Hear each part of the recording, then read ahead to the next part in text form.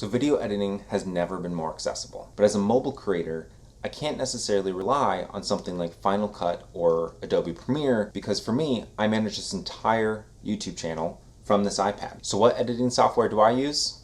Well, that's LumaFusion, which we're going to talk about today. Now, editing on an iPad has pros and cons. It's not for everybody, and it's not for every editing situation. But for me, I keep finding myself more and more on the move.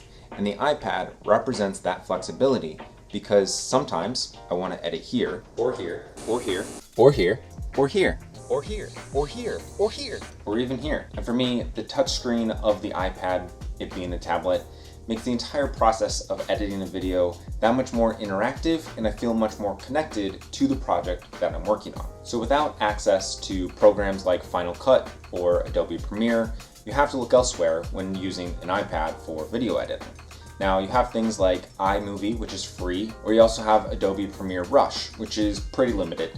So I decided to go with LumaFusion, something that is a paid app, but has a lot of features that I think make it worth it. Again, the touch interface, it's designed for touch first, as well as the combination of keyboard shortcuts make the entire process quick and seamless. You can do things like clicking and dragging clips into your timeline.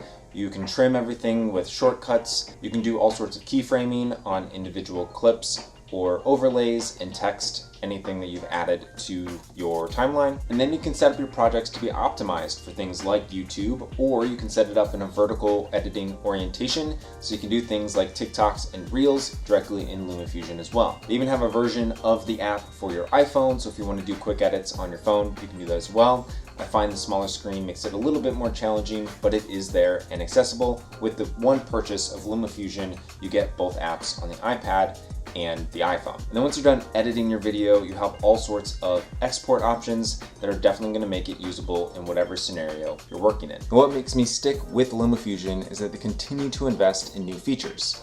They just rolled out LumaFusion 3.0, which comes with a host of new features that makes this editing app even that much more professional. Now, I'm not going to run through all of the updates, but the ones that make the biggest impact for me. And the first one is being able to edit off of an external hard drive.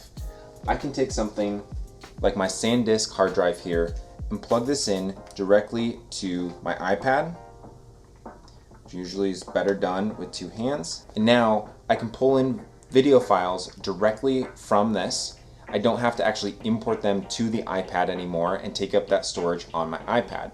For me, I went with the 256 gig iPad and I record all of these videos in 4K, which means pretty much one project takes up all of the space on this that I have available to me with all of the other apps and documents and everything else that I have on the iPad. So being able to keep that space free and just use the space on the external hard drive makes a world of difference in my workflow. I can also export directly to the hard drive if I, again, don't have the space available to me on the iPad. If I don't finish the entire edit in one sitting and I need to unplug this for some reason and come back to it later, I can do that. When I export, it's going to keep all of the project files on the iPad, and then when I reconnect this later, there's just one button to hit refresh, and it will reconnect all of your project files to the actual video files on the external hard drive. If that makes you as excited as me, make sure and hit the like button on this video. It tells YouTube that I'm doing a good job, and in this case, it tells LumaFusion that they're doing a good job,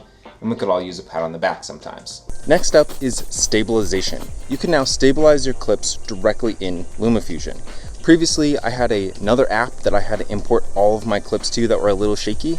Make sure that they were stabilized, export those, and then import them into LumaFusion. Now I can do all of that right in the timeline in LumaFusion. Now the last big update in version 3.0 from my perspective is audio editing. Up to this point, we've had the ability to do some basic audio editing, and now we have the ability to use third-party plugins. And it's a much more visual editor and a full EQ right built into LumaFusion. I have not spent a lot of time becoming an expert in audio editing, but by having these tools in LumaFusion and having the ability to pull in those external plugins, I can now dig in a little bit deeper and hopefully level up the production of these videos. Now, like I said, that is not all of the features that are out in this 3.0 update. I will link to one of their videos so you can learn all about it and everything that is available. But what's exciting is that there's more coming. They've already shared things like multi-cam editing, because for me, when I'm doing videos where I'm doing tutorials on the iPad, a lot of times I will have this talking head camera,